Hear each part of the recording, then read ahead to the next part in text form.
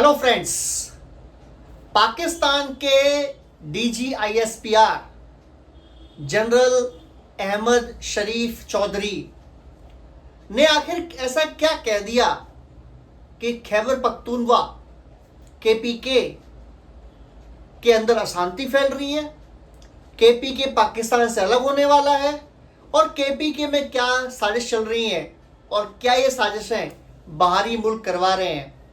ऐसे बहुत सारे बयान और बहुत सारे इल्ज़ाम DGISPR पाकिस्तान ने लगाए। इसके बारे में आज बात करेंगे। उन्होंने पहले क्या कहा इसके बारे में बात करते हैं और फिर क्या असलियत में हालात हैं, फिर ये बात करेंगे।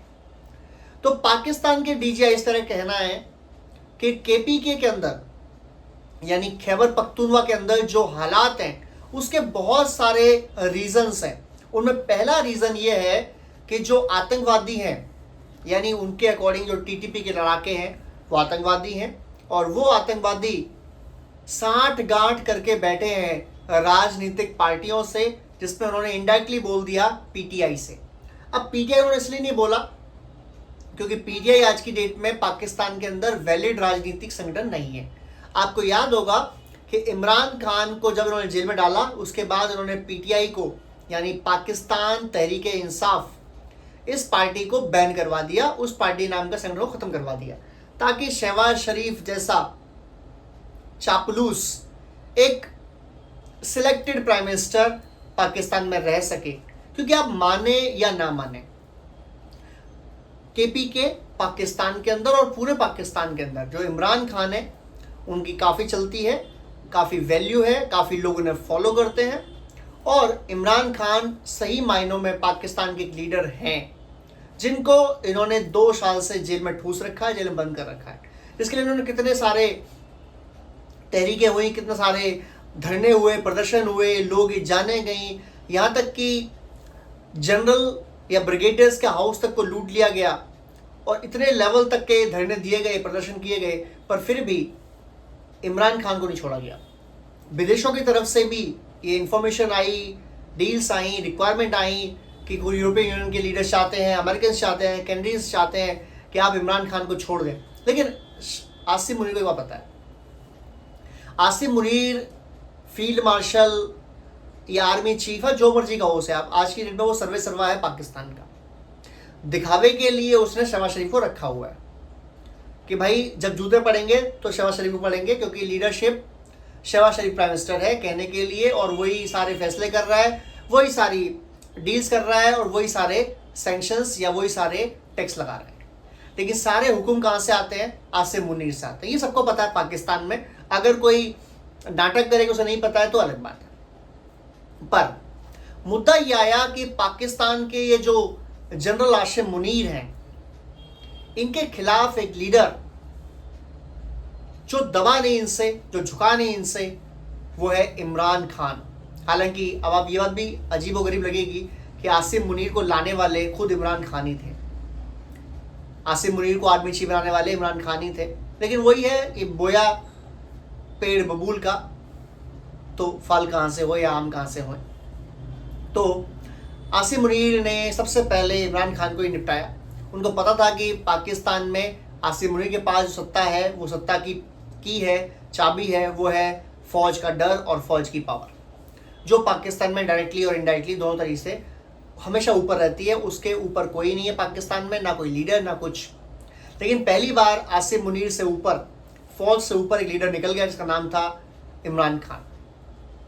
कई सारे ड्रामे किए गए, चुनाव में धांधलियाँ की गई, चुनाव तो करे ही नहीं गए और सिलेक्टिवली एक प्राइम मिनिस्टर चुन लिया गया जिसका नाम है शहबाज शरीफ, और इमरान खान को धोखे से फंसा के जेल डाल दिया गया और वो जेल में है आज तक। और वो भी जेल कोई ऐसी जेल नहीं है कि नॉर्मल जेल हो, उसको ऐसे रखा गया है जैसे वो कोई बहुत बड़ा टेररिस्ट है और उससे किसी को मिलने की आज़ादी भी नहीं है। यहाँ तक इमरान खान को अपने बच्चों से बात करने की आज़ादी नहीं है, अपनी बहनों से मिलने की आज़ादी नहीं है, अपनी पार्टी वर्कर से तो मिलना भूल ही जाएँ आप।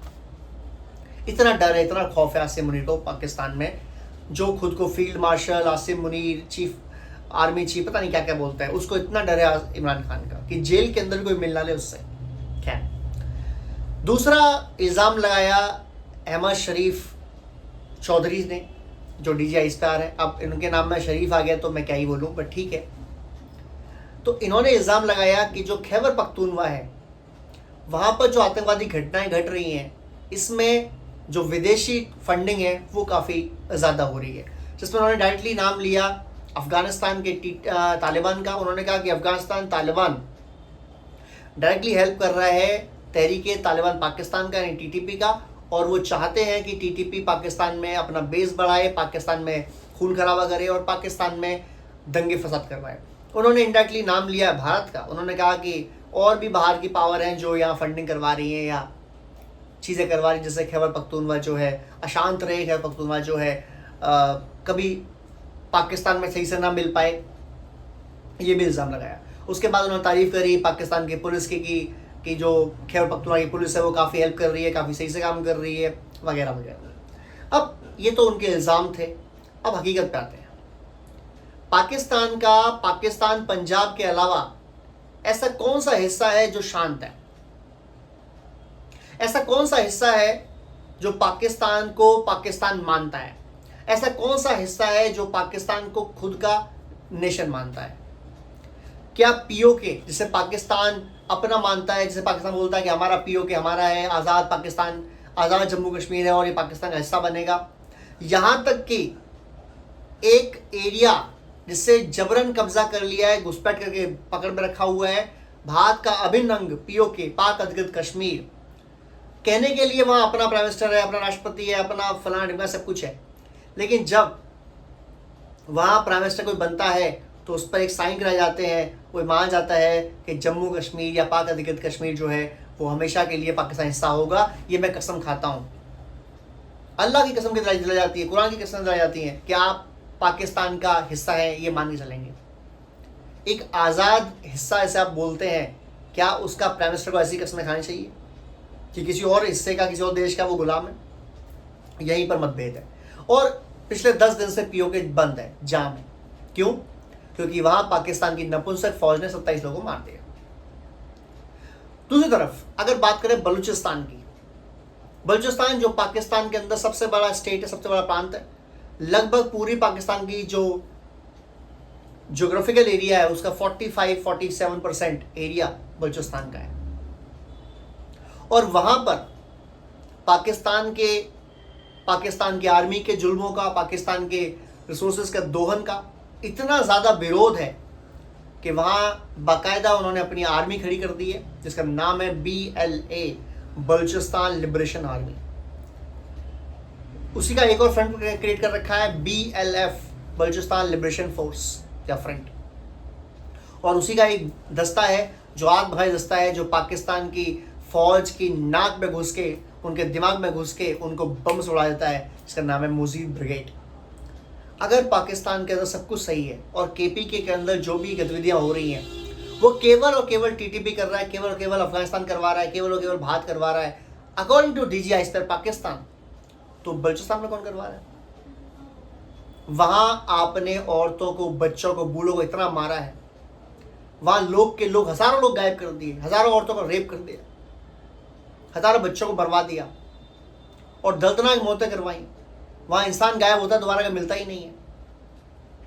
वो खड़े हुए आपके खिलाफ और आपको जड़ से उखाड़ देंगे, ये कसमें खाई। क्या आप सोचते हैं, क्या आपको लगता है पाकिस्तान DGI स्टेयर, पाकिस्तान की फौज आर्मी चीफ आसिम मुनीर कि बलूचिस्तान के अंदर आप लोगों ने जो उनके ऊपर जुल्म किए हैं, क्या वो पाकिस्तान को खुद का पार्ट मानते हैं? वो खुलेआम कहते हैं कि बलूचिस्तान एक अलग मुल्क है और हम पाकिस्तान का हिस्सा नहीं है। पीओके तो खैर आपका कभी भी नहीं था, बलूचिस्तान आपको अपना नहीं मानता। Same KPK, Khyber Pakhtunkhwa, TTP, वो ये कहते हैं कि आप इस एरिया के हकदार नहीं हो, ये एरिया आपका नहीं है, पाकिस्तान गो बैक। और सिंध के अंदर भी लगभग यही बात है, सिंधी लोग भी मानते हैं कि हम भारत का हिस्सा हैं, हम तो भारत के राष्ट्रगान का पार्ट है, हमें तो भारत के अंदर होना चाहिए, हम पाकिस्तान क्या कर रहे हैं? अगर ये सारे लोग पाकिस्तान से निकल गए तो पाकिस्तान क्या बचेगा? तो जो DGI स्तर पाकिस्तान है, आसिम मुनीर है, शहबाज शरीफ हैं, या और भी जो इनके जैसे लोग हैं जो लीडरशिप कहते हैं, ख्वाजा आसिफ हैं, अगर आपको लगता है कि आप लोग को बर्बाद करने के लिए किसी और की ज़रूरत है तो आप बेवकूफ़ हैं। पाकिस्तान के लीडरशिप ने, फौज की लीडरशिप ने, राजनीतिक लीडरशिप ने जो दोहन किया है पूरे पाकिस्तान का, चाहे वो खैबर पख्तूनवा हो, बलूचिस्तान हो, सिंध हो, और यहाँ तक कि पीओके का, और सारा पैसा ले जाके, सारे मलाई ले जाके पंजाब पाकिस्तान में डाली है।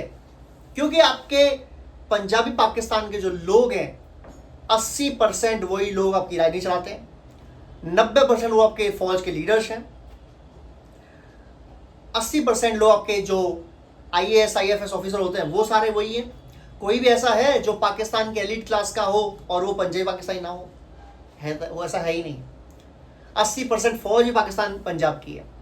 अब बताएं आप, जब आपने इस तरीके से पूरे पंजाब पाकिस्तान को हावी कर रखा है बाकी के पार्ट में, तो उनको 70-75 साल में दिखेगा नहीं कि आपने उनका दोहन करा हुआ है। आप रिसोर्स वहां से लेते हैं, आप बिजली वहां बनाते हैं और लाते हैं पंजाब पाकिस्तान में। आप पैसा वहां कमाते हैं लेकिन खर्च करते हैं पंजाब पाकिस्तान में। पूरी GDP का 80% खर्चा होता है पाकिस्तान पंजाब के अंदर और 20% खर्चा होता है बाकी देश में। तो जो पाकिस्तान, जिसका पंजाब पाकिस्तान 25-26% का एरिया बनता है, उसका खर्चा आप 80% कैसे कर सकते हो? और बाकी का जो एरिया है 70-75%, उसमें आप बोलते हो कि आप 20% में रह लो। कैसे रह सकते हैं? तो कभी ना कभी तो ये मांग उठेगी ना कि आप भागो यहाँ से। अगर आपकी औकात नहीं है कि इस एरिया को डेवलप कर सको तो हम खुद कर लेंगे। एक तो डेवलपमेंट की बात हो गई। अच्छा चलो, आपने पैसे भी नहीं दिए, फिर आप क्या कर रहे हो? आप वहाँ औरतों का रेप कर रहे हो, आप वहाँ बच्चों को मार रहे हो, आप बूढ़ों को मार रहे हो, आप इंसानें गायब कर रहे हो। कोई बोलता है कि आप उनसे इंसानी जिस्म धंधा करवाते हो, कोई बोलता है आप उनसे शरीर के जो पार्ट्स होते हैं अंग उनका धंधा करवाते हो, कोई बोलता है आप दहशत फैलाने के लिए BLA जो दहशत फैलाने के लिए बलूचिस्तान के लोग गायब कर देते हो, उनको हेलीकॉप्टर से फेंक फेंक के मारते हो।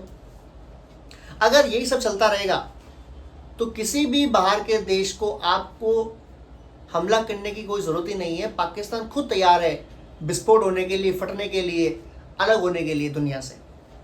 और पाकिस्तान के 4 हिस्से नहीं 5 हिस्से होंगे, आप ये लिख के रख लीजिए। ओनली एक टाइम बॉम्ब पर पाकिस्तान बैठा हुआ है, वो टाइम बॉम्ब कब फटेगा बस ये वेट है, क्योंकि फटना ज़रूरी है उसका।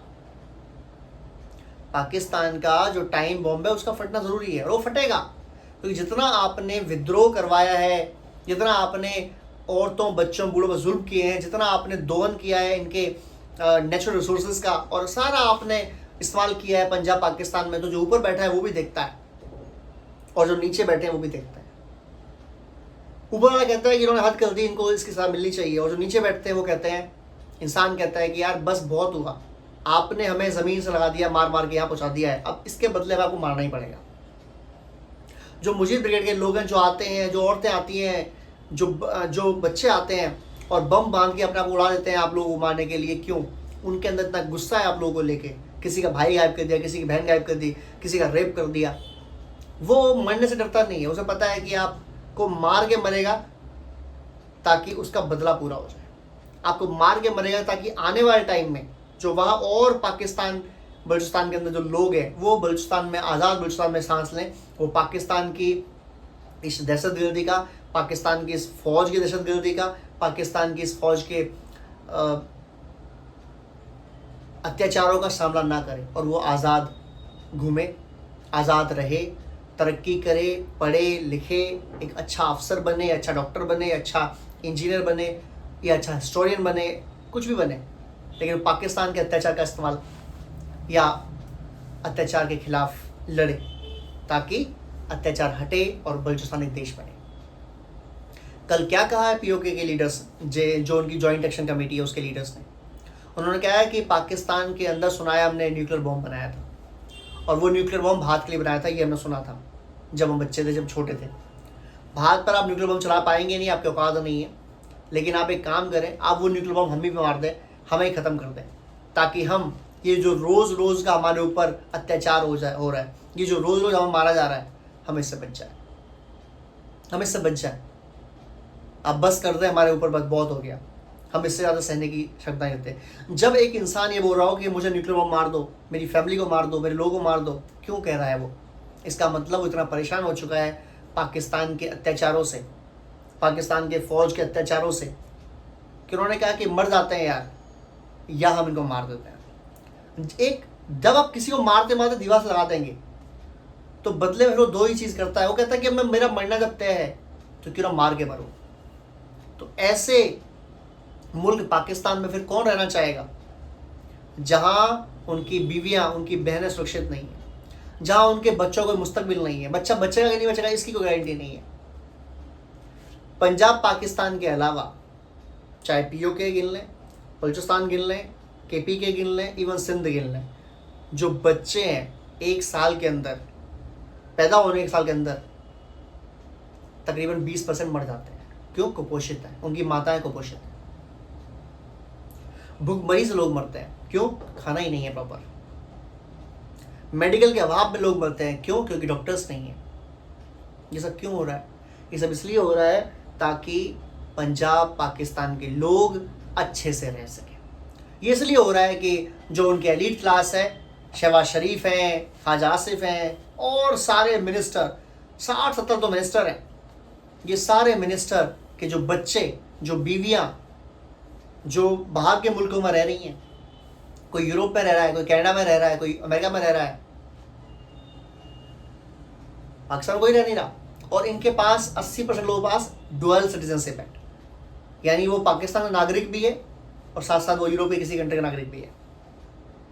क्यों है ऐसा? उनको पता है कि पाकिस्तान जीने के लायक, रहने लायक जगह नहीं है। वहाँ कौन मरेगा, वहाँ कौन रहेगा? आम पाकिस्तानी। वहाँ कौन पलेगा बढ़ेगा? आम पाकिस्तानी। और जब वो वहाँ से निकल के बाहर आता है, वो देखता है कि यार मेरे ऊपर इतना अत्याचार हुआ है। जब वो लीडरशिप में आता है, जब वो अफसर बनता है, वो कहता नहीं छोड़ो, अब मेरा भी हिस्सा नहीं छोड़ूंगा मैं, और वो भी अपनी फैमिली के बाहर। एक कहावत है कि जितनी GDP पाकिस्तान के अंदर है, जो टोटल चाहे 400-500 बिलियन डॉलर्स की होगी टोटल, उससे ज़्यादा पैसा पाकिस्तान के अमीरों का, पाकिस्तान के 1% एलीट का दुनिया के बाहर देशों में पड़ा हुआ है, बैंकों में पड़ा हुआ है। मान लीजिए आप, समझ लीजिए आप कितना पैसा इनके पास। एक कॉफ़ी की ब्रांड है टिम हॉटन, काफ़ी फेमस ब्रांड है टिम हॉटन। इनका एक शोरूम खोला गया, या आप कह सकते हैं एक जहाँ कैफ़े बनाते हैं ना, कैफ़े खोला गया पाकिस्तान के अंदर, जहाँ की कॉफ़ी कीमत 700-800 रुपये होगी भारतीय की, और पाकिस्तान में वो शायद 2000 रुपये के आसपास होगी। अब पाकिस्तान जैसा गरीब मुल्क, वहाँ कितने लोग आए होंगे? यकीन माने वो फुल था, क्योंकि 1% पाकिस्तान के पास जितना पैसा है वो 99% पाकिस्तान के पास मिला के भी नहीं है। और ये सारे लीडरशिप राजनीतिक हैं, पुलिस के लोग हैं, फौजी हैं, अफसर हैं, इनके बच्चे ऐश कर रहे हैं, यशी कर रहे हैं, और बाकी बेचारे गरीब पाकिस्तानी भूखे मर रहे हैं। और ये रीज़न है पाकिस्तान में विद्रोह होने का, ये रीज़न बनेगा पाकिस्तान में टुकड़े होने का। जय हिंद,